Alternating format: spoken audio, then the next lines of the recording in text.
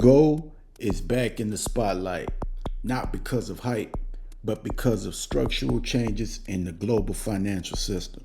Today, we're breaking down what analysts, central banks, and macro trends are pointing to for gold prices by 2026 and what it means for everyday investors.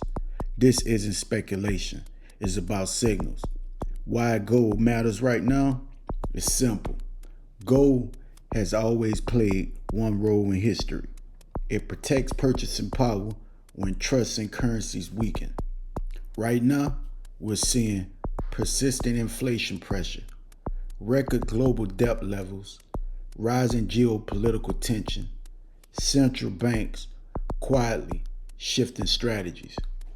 Gold responds to confidence gaps, not headlines. The key prediction ranges for 2026. Most credible forecasts for gold by 2026 fall into three zones. Conservative outlook, $2,200 to $2,500 per ounce. Moderate outlook, $2,700 to $3,200 per ounce. Aggressive outlook, $3,500 per ounce plus. The aggressive targets only happen if currency stress accelerates, not overnight collapse, but steady erosion. The important point isn't the exact number, it's why these numbers are even being discussed. Central banks are the real signal. One of the most overlooked drivers of gold prices is central bank behavior. Over the last few years, central banks have been net buyers of gold. Purchases are happening quietly, not publicly celebrated. Many nations are reducing reliance on reserve currencies. When central banks accumulate gold, it's not for short-term trades. It's a long-term hedge against monetary risk. That alone puts a floor under gold prices. Interest rates won't kill gold. Many people believe high interest rates are bad for gold.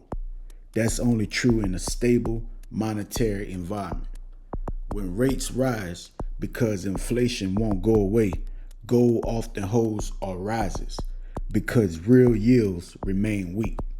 If rates fall in the next cycle, currency supply expands. Debt servicing becomes harder. Gold becomes more attractive again. Either direction creates support, not pressure. Supply is not expanding fast enough. Gold supply grows slowly, about 1 to 2% per year.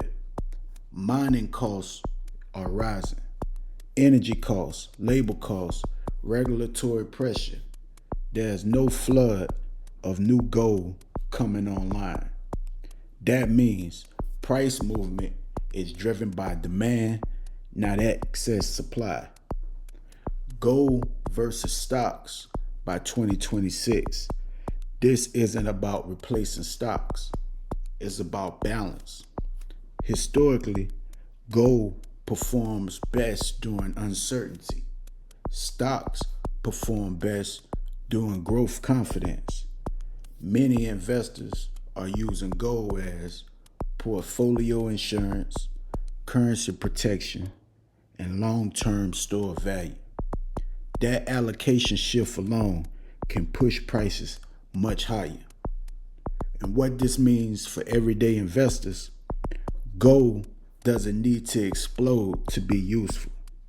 Even modest appreciation combined with stability, low correlation to risk assets, inflation resistance, makes gold valuable in uncertain cycles. This isn't about chasing tops, it's about positioning before stress becomes obvious. And the real takeaway is this: gold pricing by 2026 isn't about predictions, it's about probabilities. When debt grows faster than productivity, currency confidence erodes slowly. Central banks quietly hedge. Gold doesn't need hype, it moves when trust shifts. And right now, trust is being tested.